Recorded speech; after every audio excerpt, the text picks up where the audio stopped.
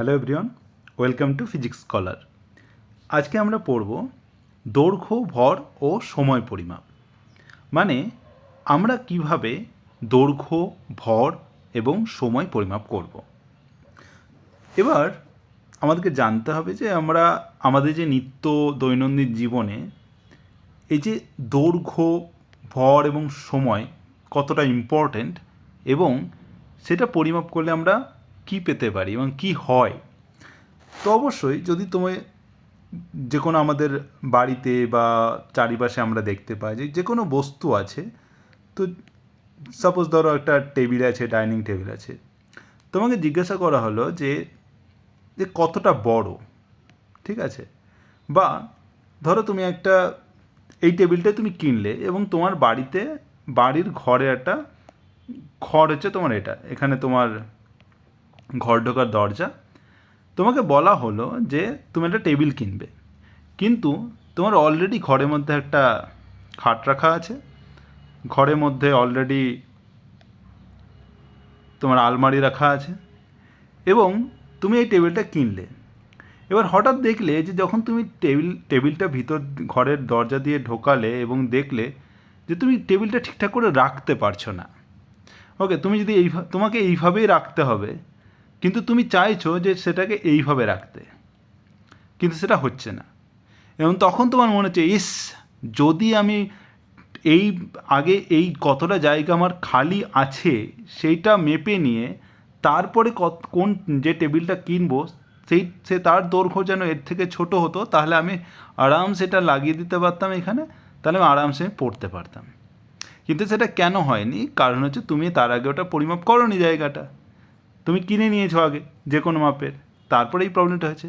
এই জন্য আমাদের জীবনে অবশ্যই দৈর্ঘ্য পরিমাপ করা খুব ইম্পর্ট্যান্ট, খুব জরুরি, নইলে হবে না। কারণ অনেক ক্ষেত্রে এই প্রবলেমগুলো তৈরি হবে, কারণ আমরা মনের মতো কিছু পাবো না। তো এই জন্য যদি আমি এটা এমন করতাম যে না, ধরো তোমার কাছে এটা হচ্ছে সাপোজ ধরো আমি বলছি যে 3 ফুট, ওকে, 3 থেকে 4 ফুট, এইটা তোমার হচ্ছে 5 ফুট, তাহলে সেটা এখানে হবে না, রাখতে পারবে না ঠিকঠাক করে। এবার তুমি যদি জানলে যে এটা মেপে নিয়ে দেখলে যে এটা 3 ফুট, তাহলে তুমি আরামসে বললে যে দাদা 3 ফুট থেকে ছোট করে দেবেন, তাহলে তুমি 2.5 ফুট বানিয়ে নিলে, কিন্তু আরামসে রেখে দিলে, তো তুমি পড়াশোনা করতে পারলে। এই জন্য দৈর্ঘ্যের পরিমাপ খুব ইম্পর্টেন্ট।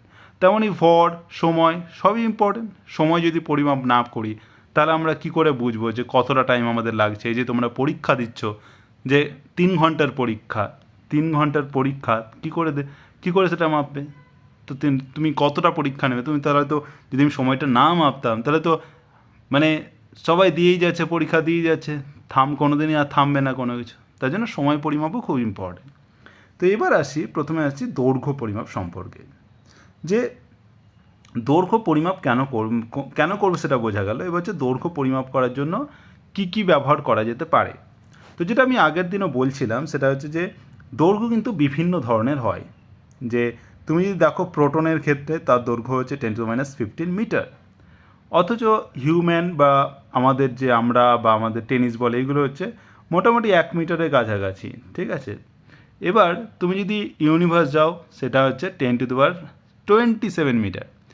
এবার তুমি যদি একটা ধরো তুমি এই যে দৈর্ঘ্যগুলো, বিভিন্ন দৈর্ঘ্য আছে, তোমার একটা ছোট দৈর্ঘ্য, এটা বড়, এটা তার থেকে বড়, এবং তুমি যদি প্রোটন থেকে শুরু করে তুমি যদি এইভাবে ইউনিভার্স অবধি যাও, তাহলে বিভিন্ন দৈর্ঘ্য থাকছে, এবং তাদেরকে তুমি যে একটাই যন্ত্র দিয়ে পরিমাপ করতে যাও তাহলে তো সেটা হবে না।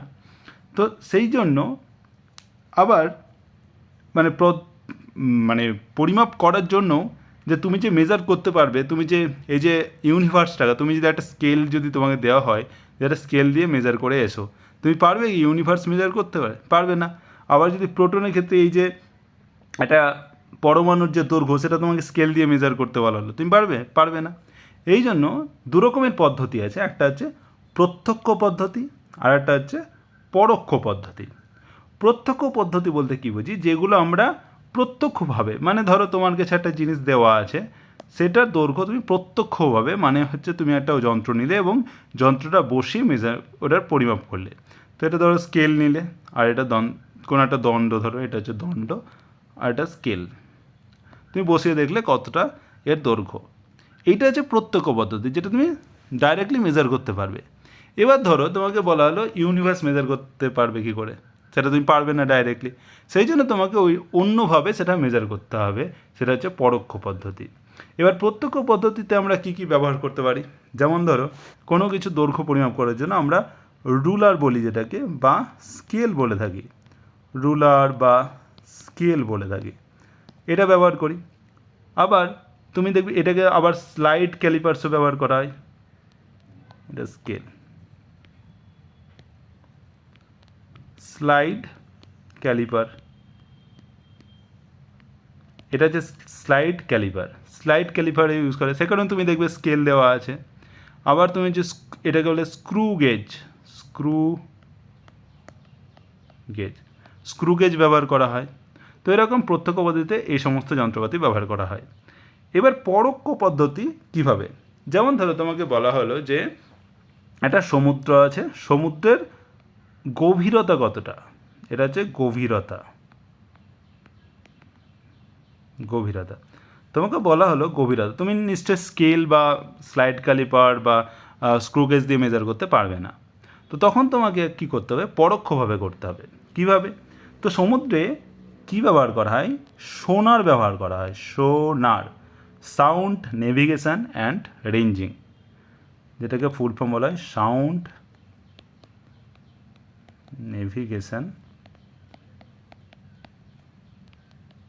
And ranging, sound navigation and ranging. ওরা কী করে, এই যে একটা বোট আছে তুমি দেখতে পাচ্ছ বোট, সেখান থেকে ওরা একটা শব্দ ছাড়ে, এখানে একটা যন্ত্র আছে যেটাকে বলে সোনার, এখান থেকে শব্দ ছাড়ে এবং শব্দটা গিয়ে আবার ফিরে আসে, ঠিক আছে, এদিকে গেল আবার হচ্ছে ওকে, এবার হচ্ছে ফিরে এলো এভাবে। তো ওটা কী হয়, যে যখন যা তুমি শব্দটা ছাড়লে যতটা অবধি সমুদ্র ততদূর অবধি শব্দটা যাবে, তারপর ফিরে আসবে, তখন তুমি একটা কী শুনতে পাবে, প্রতিধ্বনি, তুমি প্রতিধ্বনি শুনতে পাবে।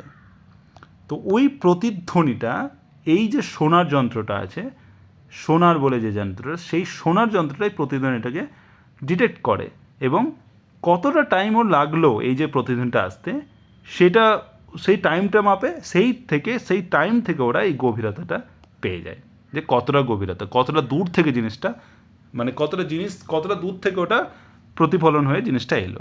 তো এইভাবে ওরা গভীরতা মেজার করে, এখানে কিন্তু কোনো স্কেল ব্যবহার করে না, এই জন্য এটাকে বলা হয় পরোক্ষ পদ্ধতি। এইভাবে আরও অনেক, যেমন ধরো তোমাকে যেটা বলা হলো যে আমাদের যে অ্যাটম আছে, পরমাণু আছে, তার মধ্যে যে ছোট ছোট ধরো যে ইলেকট্রন ঘুরে বেড়াচ্ছে, তো এর যে দৈর্ঘ্য, কতটা রেডিয়াস, কতটা ব্যাসার্ধ, সেগুলো মেজার করার জন্য বিভিন্ন ধরনের স্পেকট্রোমিটার ইউজ করা হয়। যে ধরো তোমার হচ্ছে বিভিন্ন ধরনের আমরা আরও অনেক অত্যাধুনিক যন্ত্র আছে যেগুলো ব্যবহার করা যায়, ঠিক আছে। এবার হচ্ছে সাধারণ স্কেলে, যেটা আমাদের খুব কমন আমরা ব্যবহার করি, বিভিন্ন তোমার হাইট তুমি মেজার করতে পারবে, তারপরে ধরো বিভিন্ন ধরনের ছোটোখাটো বস্তু, সমস্ত কিছুই তুমি তোমার এই সাধারণ স্কেল দিয়ে ব্যাখ্যা করতে পারবে। এখান থেকে জানার এটাই হচ্ছে ব্যাপার, যে সাধারণ স্কেলে কী থাকে, কী স্কেল থাকে। তুমি এখানে দেখবে এই একদিকে থাকে সেন্টিমিটার স্কেল, আর আরেক দিকে থাকে এটা হচ্ছে ইঞ্চি স্কেল, ইঞ্চ। তো একদিকে সেমিতে আর একদিকে ইঞ্চে। তো তুমি দেখতে হবে এই যে 1 2 3 4 5 6, আর সবসময় এই যে বড় দাগ আছে এখান থেকে সবসময় শুরু করা হয়, যে কোনো বস্তু যদি রাখো এই যে দাগটা আছে জিরো দাগ যেটাকে বলে, এটা অ্যাকচুয়ালি জিরো, সেখান থেকে বস্তুটা রাখতে হয়, তারপরে সেটা কত দূর সেটা মেজার করতে হয়। যেমন ধরো তোমাকে আমি বলা হলো যে একটা বস্তু রাখা আছে, ওকে, তো বস্তুটা হচ্ছে এরকম, এখান থেকে রাখা হলো এইভাবে, বলো এর দৈর্ঘ্য কত, তাহলে কী করবে তুমি 1 2 3, এই জিরো থেকে যেহেতু এখান থেকে রেখেছো, তো 1 2 3 4 5 6 7, তো দেখি অলমোস্ট 7-এর কাছাকাছি, বা যদি 7 যদি না হয় তাহলে 6.9, তাই তো। এবার তুমি দেখবে তাহলে 1 সেমি, তাহলে তার মধ্যেও তুমি 10খানা ছোটো ছোটো ঘর আছে, 1 2 3 4 করে, এই যে একটা ঘরে তাহলে ভ্যালু কত, তাহলে 1 মিলিমিটার বা 0.1 সেমি। তাহলে এই স্কেল দিয়ে তুমি ন্যূনতম কতটা দৈর্ঘ্য তুমি পরিমাপ করতে পারো, সেটা হচ্ছে 1 মিলিমিটার বা 0.1 সেন্টিমিটার। ওকে,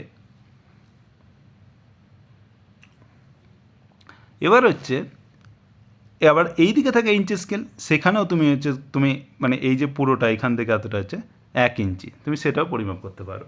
ঠিক আছে, তাহলে একটা সাধারণ স্কেল দিয়ে তুমি কতটা মিনিমাম দৈর্ঘ্য তুমি পরিমাপ করতে পারো, সেটা হচ্ছে 0.1 সেন্টিমিটার বা হচ্ছে 1 মিলিমিটার, দুটোই সেম। ঠিক আছে, এই যে তাহলে আর তুমি জানো 10 মিলিমিটার সমান হচ্ছে 1 সেমি, তার জন্য এই 1 সেমির মধ্যে 10টা ঘর আছে।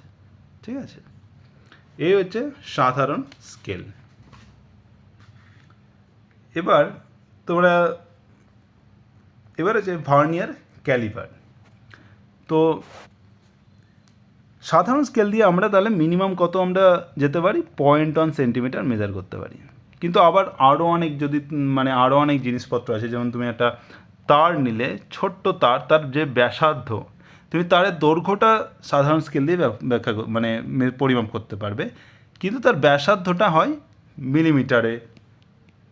তাহলে সেক্ষেত্রে তুমি কি করে ঠিকঠাক করে তুমি বলতে পারবে যে তার ব্যাসার্ধ কত। তো সেই সব ক্ষেত্রে তোমাকে যেটা যন্ত্র ইউজ করতে হয় সেটা হচ্ছে ভার্নিয়ার ক্যালিপার। বিজ্ঞানী ভার্নিয়ার সেটা আবিষ্কার করেছিলেন, সেই জন্য তার নাম অনুসারেই ভার্নিয়ার ক্যালিপার। তো এইটা হচ্ছে তার ছবি, তুমি দেখতে পাচ্ছ। এখানে দুটো স্কেল আছে, একটা স্কেল হচ্ছে এইটা, যেটাকে বলা হয় মেন স্কেল বা মুখ্য স্কেল, যেখানে তুমি দেখতে পাবে, বা ইংরেজিতে বলা ইম্পেরিয়াল স্কেল।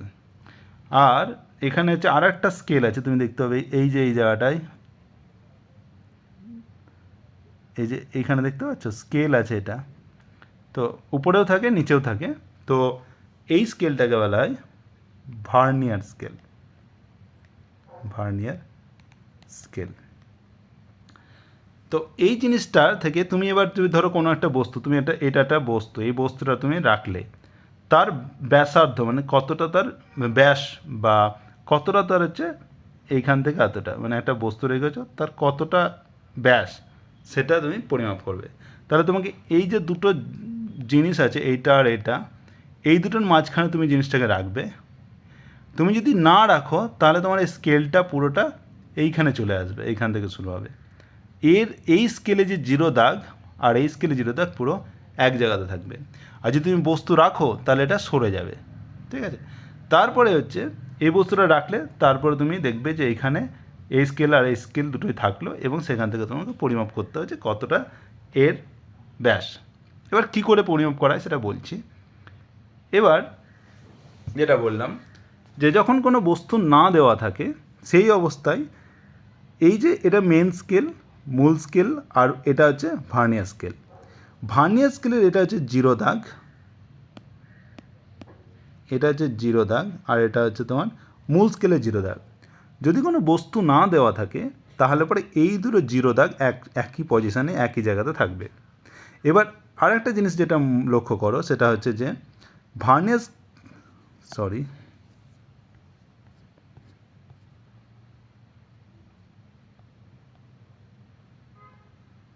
ওকে, এবার হচ্ছে ভার্নিয়ার স্কেলে তুমি দেখবে যে 0 থেকে 1 2 3 4 5 6 7 8 9 10, 10খানা স্কেল আছে। সেখানে মূল স্কেলে এখানে হচ্ছে 1 সেমিতে 9খানা ঘর আছে, যেটা হচ্ছে এই 10-এর সাথে মিলছে। তাহলে এর যে 10 আর মূল স্কেলে যে 9, এটা হচ্ছে 9 নম্বর ঘর, সেটা মিল খাচ্ছে। তার মানে হচ্ছে যে তুমি যদি লেখো যে ভার্নিয়ার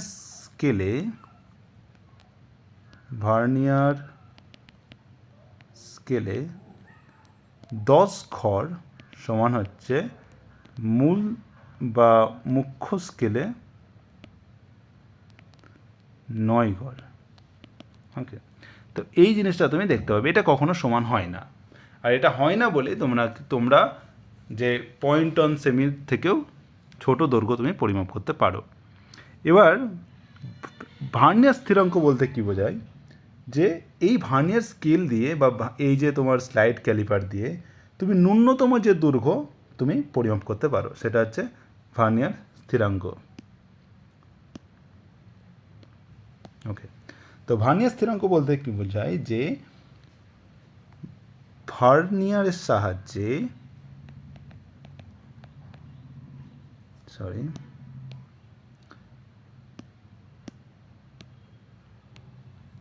ভার্নিয়ারের সাহায্যে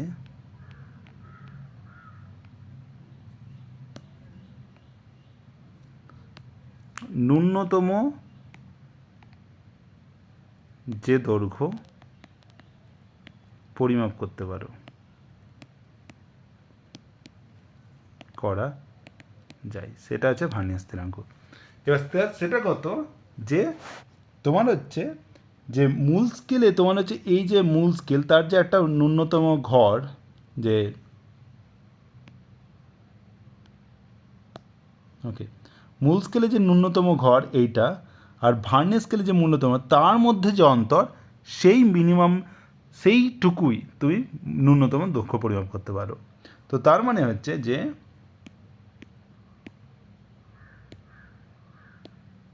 ওকে, তাহলে ভার্নিয়ার স্থিরাঙ্ক হবে যে মূল স্কেলের ন্যূনতম ঘর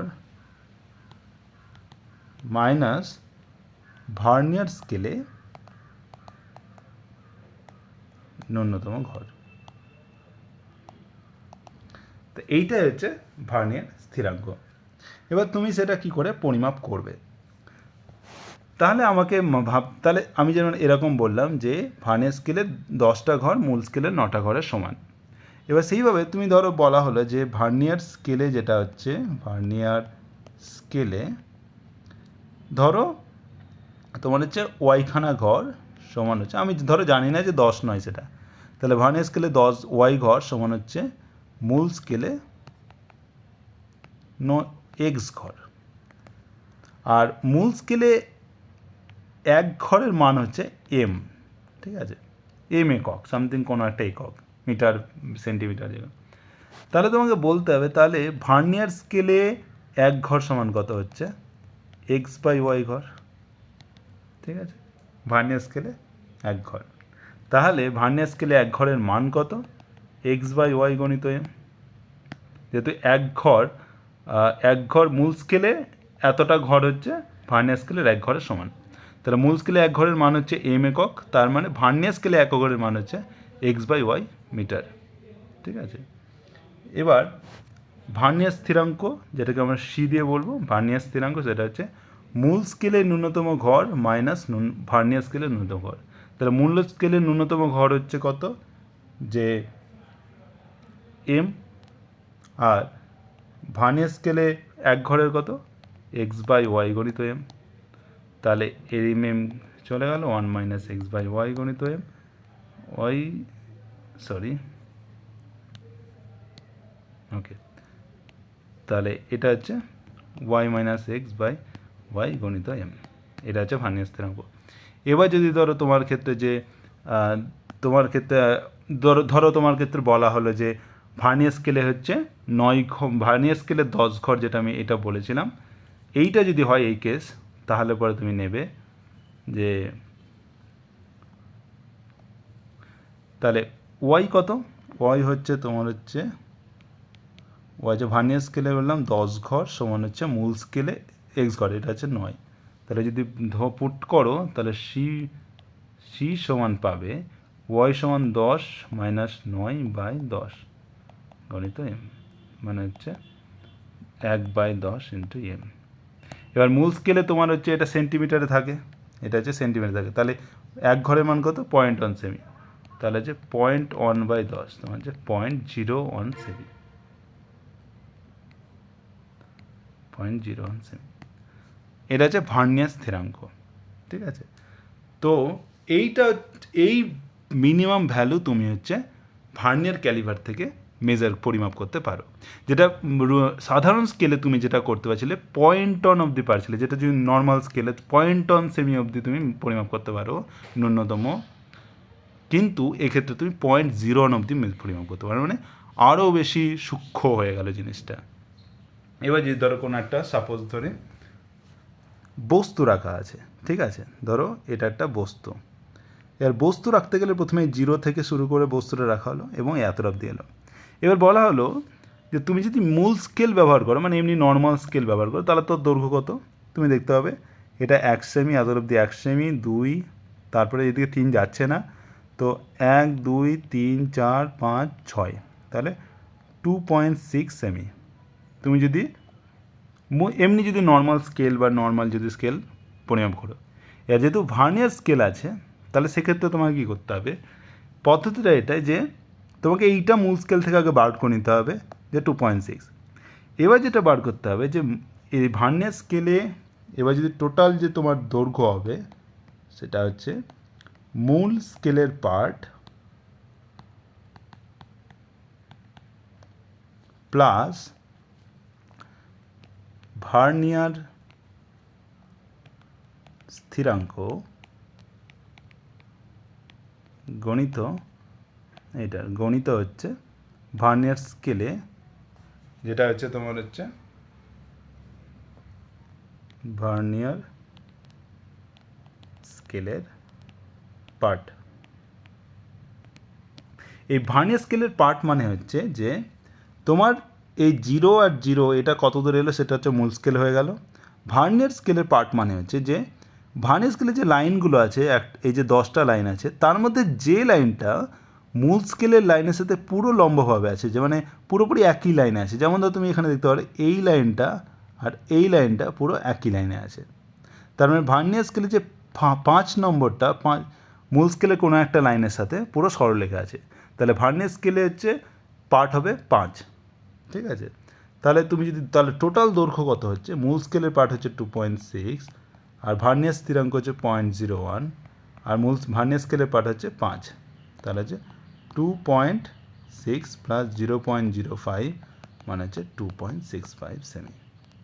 তাহলে তুমি যদি মূল স্কেল দিয়ে শুধুমাত্র একটা নর্মাল স্কেল দিয়ে পরিমাপ করতো তাহলে তুমি বলছিলে 2.6, কিন্তু যখন তুমি ভার্নিয়ার ক্যালিপার ইউজ করলে তখন তুমি বললে যে 2.65, মানে হচ্ছে আরও বেশি তার অ্যাকিউরেসি বেড়ে গেল, যে না 2.6-এর পরে কত, যেটা তুমি মূল স্কেল দিয়ে বলতে পারছিলে না, তো সেটা তুমি ভার্নিয়ার ক্যালিপার দিয়ে ব্যাখ্যা করতে পারলে।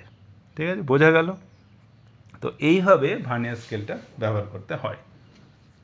এবার ভার্নিয়ার স্কেলে কিছু ত্রুটি থাকে, মানে কখনো কখনো কী হয় যে অনেক দিন ব্যবহার করলে ভার্নিয়ার ক্যালিপার বা তোমার হচ্ছে কোনো একটা কারণে কিছু ত্রুটি হয়ে যায়, মানে কোনো বস্তু না থাকলেও এই জিরোর ঘরটা, জিরোর দাগ আর যে ভার্নিয়ার স্কেলে জিরো দাগ একই জায়গায় এসে থাকে না।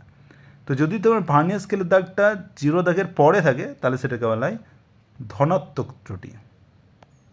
কী বলা হয়? ধনাত্মক ত্রুটি। আর যদি এই জিরো দাগটা জিরো স্কেলের মেন স্কেলের জিরোর বাঁ দিকে থাকে তাহলে পরে সেটা হচ্ছে ঋণাত্মক ত্রুটি। এবং এই যখন তুমি পরিমাপ করবে তখন এই ত্রুটির এটা কতটা ভ্যালু সেটা তোমাকে পরিমাপ করে নিতে হবে এবং সেটা তোমাকে মেন যে রেজাল্ট সেটা থেকে তোমাকে বিয়োগ বা যোগ করতে হবে। যদি এটা ধনাত্মক হয় তাহলে সেটা বিয়োগ করে দিতে হবে, আর ঋণাত্মক ত্রুটি হলে সেটা তোমাকে যোগ করে দিতে হবে। ঠিক আছে, তো আশা করি বোঝা গেল। এবার যেটা একটা জিনিস যেটা দেখানোর সেটা হচ্ছে তাহলে ভার্নিয়ার মূল স্কেল আর ভার্নিয়ার স্কেল, এই যে ভার্নিয়ারতে যে কীভাবে পরিমাপটা করি, তো কেন আমি ওই ভার্নিয়ার স্কেলে যে দাগগুলোর সাথে আমি যেটা বলছিলাম যে মূল স্কেলে কোন দাগটা পুরোপুরি একই দাগে থাকে, সেটা কী করে কেন জিনিসটা হয় বা কেন সেটা করা হয়।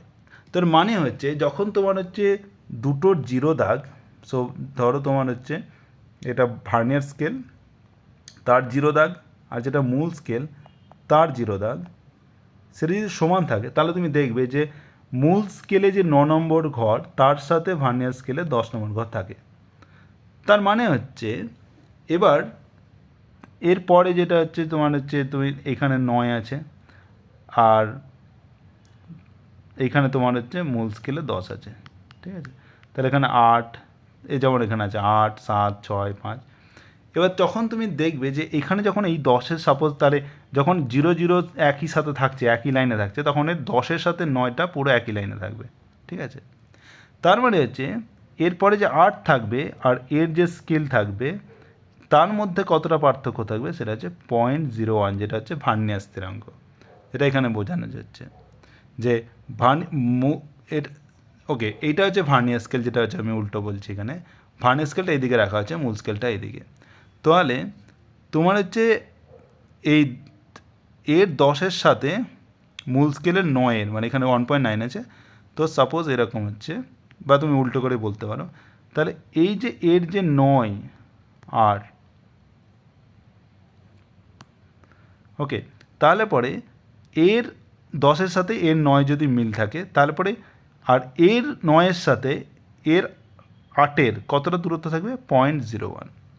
তো এইভাবে প্রত্যেকটা ডিস্টেন্স থাকে। এবার বাই চান্স যদি তোমার হচ্ছে, এবার সাপোজ ধরো তোমার হচ্ছে এই ভার্নিয়ার স্কেলের 4 নম্বর দাগ মূল স্কেলের 5 নম্বর দাগের সাথে মিল আছে, তার মানে হচ্ছে যে তারপরে যে দেখো এইখানে হচ্ছে 0.01, মানে এর ভার্নিয়ার স্কেলের 3 নম্বর দাগ তার মূল স্কেলের 4 নম্বর দাগের মধ্যে পার্থক্য কত? 0.01। তারপর এটা হবে 0.02, তারপর এটা 0.03, তারপর হচ্ছে 0.04।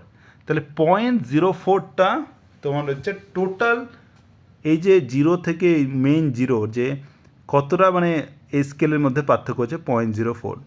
এবার কোনো একটা বস্তু রাখলে যে 0 তোমার হচ্ছে একটা বস্তু রাখলে তোমার হচ্ছে মূল স্কেলে 0 থেকে তোমার ভার্নিয়ার স্কেলের 0, তোমার হচ্ছে সেইটা তোমাকে দেখতে হবে যে 0 ভার্নিয়ার স্কেলে 0, এই দূরত্বটা তুমি জানছো, এবং তারপরে কতটা সেটা তুমি এইটা থেকে পরিমাপ করতে পারো 0.04। এবং এই 0.04টা তুমি যদি দেখো, এটা তুমি এইভাবে লিখতে পারো 4 গুণিত 0.01। এই 0.01টা হচ্ছে তোমার ভার্নিয়ার স্থিরাঙ্ক, যেটা বলছিলাম। এই 4টা দেখো যে এই 4 ভার্নিয়ার স্কেলের 4, এটা লাইনটা আছে। তার মানে এইভাবে জিনিসটা আছে যে এটা কতটা দূরত্বে আছে এখান থেকে, সেটা হচ্ছে 0.04। সেটা হচ্ছে কারণ হচ্ছে এই 4 নম্বর দাগ ম্যাচ করছে। এবার যদি 5 নম্বর দাগ ম্যাচ করতো, তাহলে হচ্ছে এখান থেকে তুমি এইখানে তুমি এই দূরত্বটা পেয়েছে 0.05 পেয়ে যেতে। তার মানে সেটাকে তুমি 5 গণিত লিখতে পারতে। তার মানে ভার্নিয়ার স্কেলের পার্ট যা হবে আর ভার্নিয়ার স্থিরাঙ্ক যদি গুণ করো, সেটাই হচ্ছে তার মধ্যে দূরত্বটা তুমি পরিমাপ করতে পারছো। এইভাবে ভার্নিয়ার স্কেলে পরিমাপ করা হয়। ওকে, এবার এখানে এতটাই পর্যন্ত। পরের ভিডিওতে আমি স্ক্রু গেজ সম্বন্ধে আলোচনা করব।